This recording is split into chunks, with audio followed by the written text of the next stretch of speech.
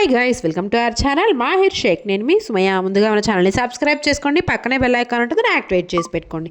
ఈరోజు మనం చేయబోయే రెసిపీ వచ్చేసరికి క్యారెట్ హల్వా అనమాట.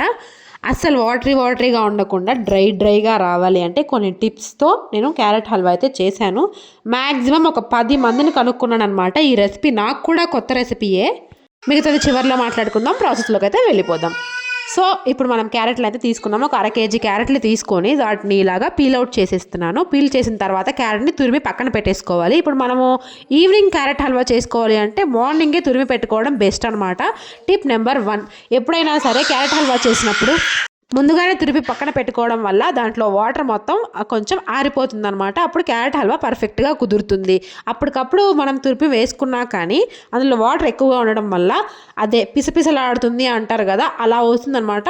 వాటరీ కంటెంట్గా ఉండి చాలాసేపు కుక్ అయ్యే అవకాశం ఉంటుంది. సో చూడండి, ఇప్పుడు నేను పొద్దున్నే తురిమి పెట్టుకున్నాను, ఈవినింగ్కి చేస్తున్నాను అనమాట.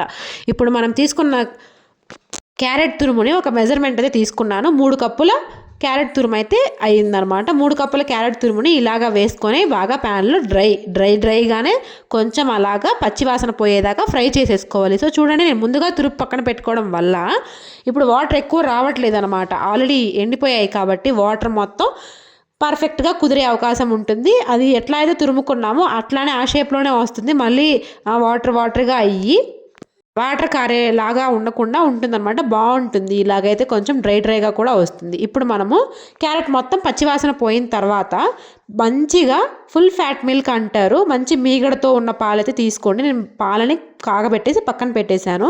3 కప్పుల క్యారెట్ తురుముకి 1.5 కప్పు పాలైతే పడతాయి అన్నమాట. 1 కప్పు నార్మల్గా వేసాను, రెండోది మీగడ పాలైతే వేస్తున్నాను. మంచిగా మీగడతో కలిపి వేసుకోండి.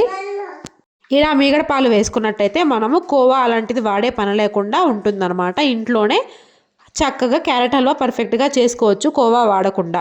ఇప్పుడు మనము ఆ మీగడ మొత్తాన్ని కలిపేసి బాగా పాలల్లో ఈ క్యారెట్ అనేది బాగా కుక్ అవ్వాలి. ఒక 10 నిమిషాలకి ఈ పాలల్లో మొత్తం క్యారెట్ మొత్తం పీల్చుకొని బాగా మెత్తగా కుక్ అవుతుంది. మంచి అరోమా అనేది వస్తుంది. 10 నిమిషాల తర్వాత మళ్ళీ చూద్దాము. ఎగ్జాక్ట్గా 10 మందిని అయితే అడిగాను క్యారెట్ హల్వా గురించి. ఎవరు కూడా నాకు పర్ఫెక్ట్ మెజర్మెంట్స్ అనేది చెప్పలేదు. ఇది నేను ఓన్గా నేనే చేసి ట్రై చేశాను అనమాట. బాగా కుదిరింది. ఎటువంటి వీడియో ఇన్ఫ్లుయెన్స్ కూడా లేదు ఈ వీడియోలో. ఇప్పుడు మనము పంచదారను కూడా మెజర్మెంట్ తీసుకుని పక్కన పెట్టేసుకుందాము.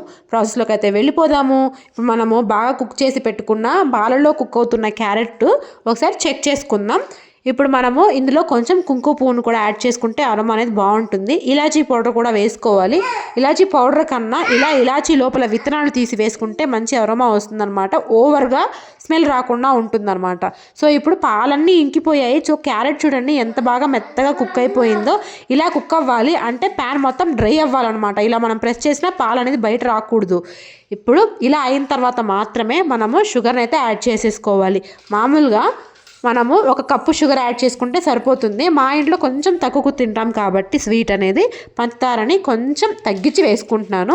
మామూలు కొలతల ప్రకారం అయితే ఫుల్ కప్పు వేసేసుకోండి సరిపోతుంది. మనం షుగర్ వేసిన తర్వాత కొంచెం సేపటికి మొత్తం మిశ్రమం మొత్తం మళ్ళీ వాటర్ అయితే వచ్చేస్తాయి.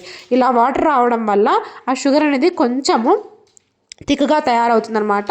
అంటే ఒక పాకంలాగా తయారవుతుంది. ఇప్పుడు అదే పాకంలో మనము ఈ క్యారెట్ మొత్తాన్ని బాగా ఇంకిపోయేదాకా కుక్ చేసుకోవాలి, దగ్గర పడేదాకా. ఇప్పుడు అలా కుక్ అవ్వడం వల్ల మనకు వాటర్ అనేది ఉండవు కాబట్టి ఎక్కువ రోజులు స్టోర్ అయ్యే అవకాశం ఉంటుంది. సో టిప్స్ మీకు అర్థమయ్యాయి అనుకుంటున్నాను. తురిమి పెట్టుకున్నప్పుడు పొద్దున్నే తురిమి పెట్టుకోవాలి. మనం పర్ఫెక్ట్ కొలతలు కావాలి అంటే మాత్రం షుగర్ కరెక్ట్గా యాడ్ చేసేసుకోవాలి. 3 పాలు కూడా యాడ్ చేసేసుకోవాలి. పాలు అనేది ఏమాత్రం ఎక్కువైనా కానీ ఎక్కువ రోజులు స్టాక్ ఉండదు, మరియు పూజ వచ్చే అవకాశం ఉంటుంది. ఇప్పుడు మనం చివర్లో జీడిపప్పులు ఫ్రై చేసి పెట్టుకున్న నెయ్యి కొంచెం ఉంటే వేసాను. తర్వాత మనము ఒక ఫుల్ టేబుల్ స్పూన్ వరకు నెయ్యిని కూడా యాడ్ చేసేసుకోవాలన్నమాట. ఇలా యాడ్ చేసుకున్న తర్వాత ఒక 2 మినిట్స్ మళ్ళీ పొయ్యి మీద అంతే పెట్టేసుకోవాలి. ఇలా నీట్గా కుక్ అవుతేనే మనకి బజార్లో అంటే మనము భోజనాలకు వెళ్ళినప్పుడు వేస్తూ ఉంటారు కదా క్యారెట్ హల్వా అని చెప్పేసి, అంత బాగా కుదురుతుందన్నమాట. పర్ఫెక్ట్ కొలతలతో క్యారెట్ హల్వా అయితే చెప్పేశాను. చూస్తుంటేనే నోరు ఊరిపోతుంది కదా. Carrot halwa for the first time try చేశాను. నిజంగా చాలామందిని అడిగాను, పర్ఫెక్ట్ కొలతలు ఎవరూ చెప్పలేదు. నాకై నేను ఇలా చేస్తే బాగుంటుందేమో అనుకున్నాను. ఏ వీడియో ఇన్ఫ్లుయెన్స్ కూడా లేదు, ఏ వీడియో కూడా చూడలేదన్నమాట ఈ రెసిపీ కోసం నేను. సో ట్రై చేద్దాం, వస్తే వచ్చింది లేకపోతే లేదు అని ట్రై చేశాను. కానీ ఇంత పర్ఫెక్ట్గా, ఇంత ఎగ్జాక్ట్ కొలతలు కరెక్ట్గా సెట్ అవుతాయని అస్సలు కల్లో కూడా అనుకోలేదన్నమాట. మంచి మంచి రెసిపీస్ కోసం మీరు కామెంట్ చేయండి, నేను చేస్తూ ఉంటాను. సో ఫైనల్గా మన క్యారెట్ హల్వా అయితే రెడీ అయిపోయింది. సో సర్వింగ్కి ఇలా అయితే తీసేసుకున్నాను. మీరు కావాలి అనుకుంటే డ్రై ఫ్రూట్స్ అన్నీ యాడ్ చేసుకోవచ్చు. సాల్టెడ్ పిస్తా కాకుండా నార్మల్ పిస్తా యాడ్ చేసుకోండి, బాగుంటుంది. క్యాష్యూస్, బాదం అన్నీ యాడ్ చేసేసాను. మరియు మీకు ఎండు ద్రాక్ష కావాలి అనుకుంటే అవి కూడా యాడ్ చేసేసుకోవచ్చు. కాకపోతే కొంచెం పుల్లదనం అనేది వస్తుందన్నమాట ఎండు ద్రాక్ష. సో ఈ వీడియో నచ్చితే కనుక లైక్ చేసి, షేర్ చేసి, సబ్స్క్రైబ్ చేసుకోండి. Thank you so much for watching guys. Don't forget to subscribe. మీకు కనుక వీడియో నచ్చినట్టయితే హైప్ అనే ఒక ఆప్షన్ ఉంటుంది, మీకు నచ్చిన పాయింట్స్ ఇస్తారని అనుకుంటున్నాను. Thank you so much for watching.